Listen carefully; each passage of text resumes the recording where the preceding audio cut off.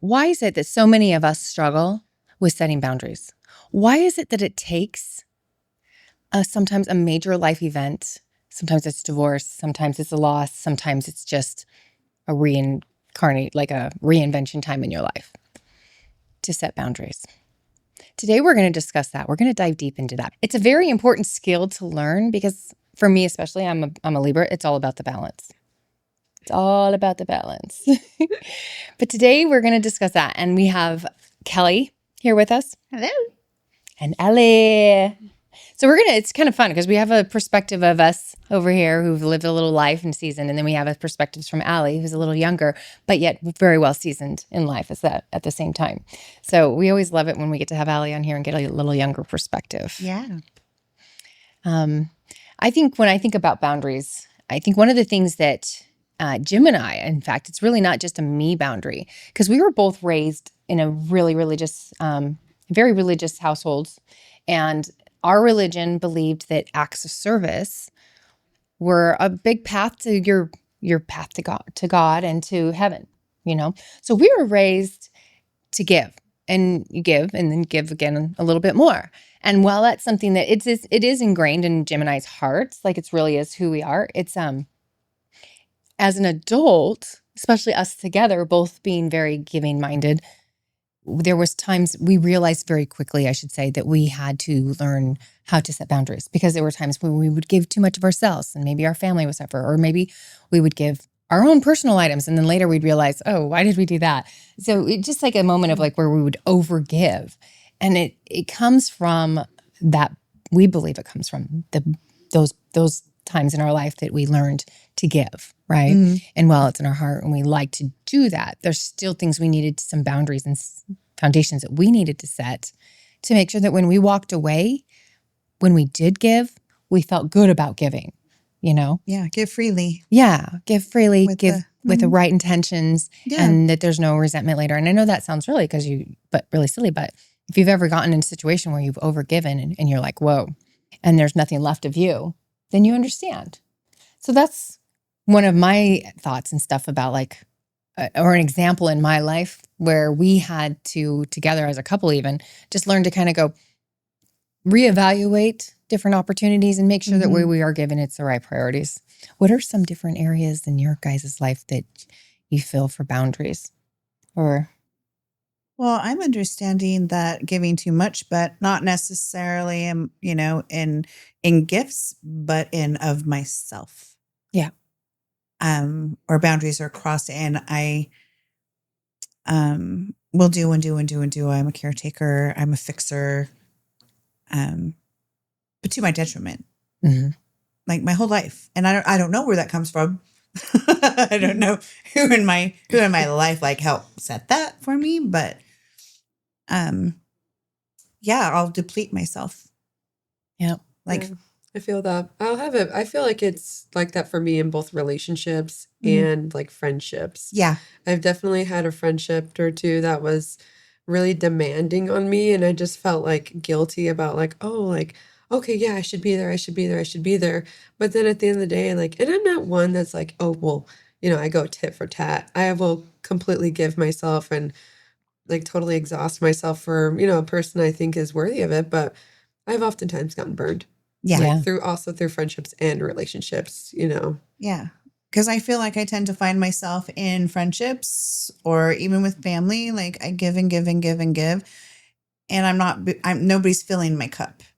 Yeah. Back up a little bit so I can keep going. Yeah. Yeah. Absolutely. It's like you feel unappreciated at the end of the day, even though. Yeah.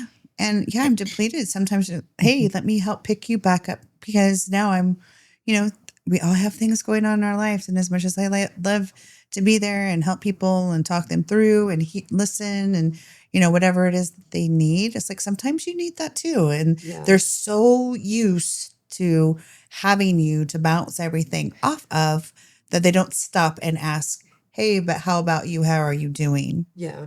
Yeah. I can't tell you how many times I've been just on the phone and of course, just to totally vent to me. That's great. But then I'm going through something too, girl. Just let me talk for a second, or I will, but then it kind of reverts back to the conversation, back to them.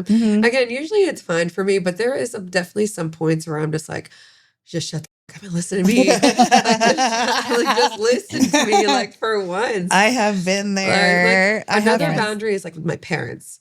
Like, we kind of talked about that before, and being the oldest sibling and a daughter at that, like, there's been so many times where I've had, as an adult, like in the last year, I've really had to put my foot down. Like, I'm an adult, even though I'm 27.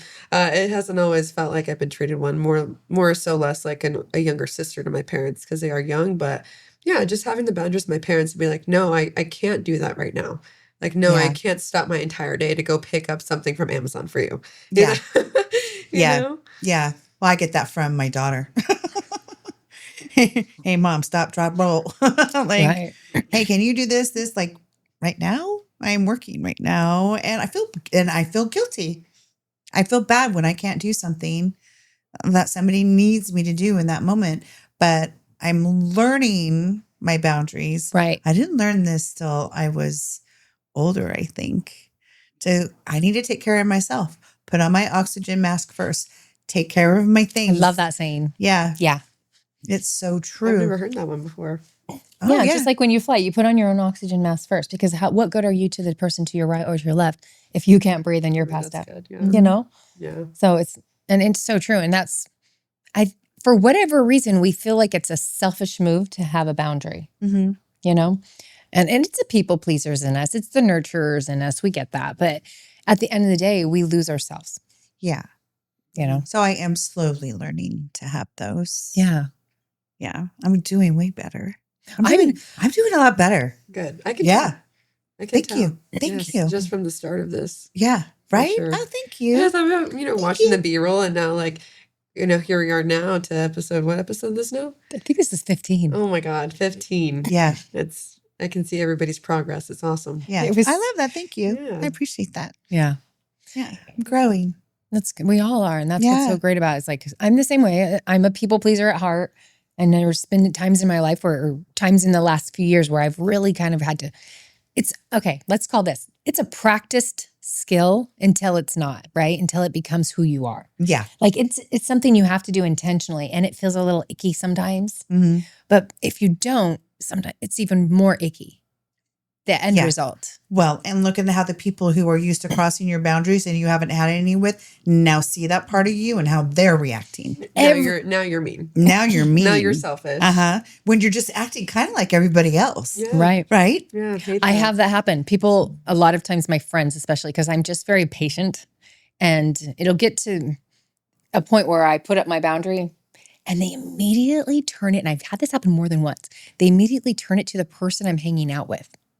Like, God, like, yes. because What's up with that I weird don't jealousy know. thing? Yeah. And I'm like, so weird. no, Yeah. I've just you finally hit my point where it's important enough for me to say something. Like, Yeah. Like, and that's what I need to work You're on. married, not a girlfriend to somebody. Yeah. Yeah. It's just like the weirdest I hate thing. those friendships. It drains you. Mm-hmm.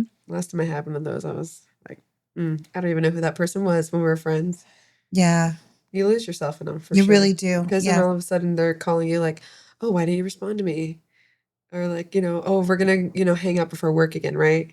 Oh, I'll pick you up. It becomes like a control thing. It's so weird. Yeah. It's so weird. Yeah. Yeah, I don't really have a lot of time for that.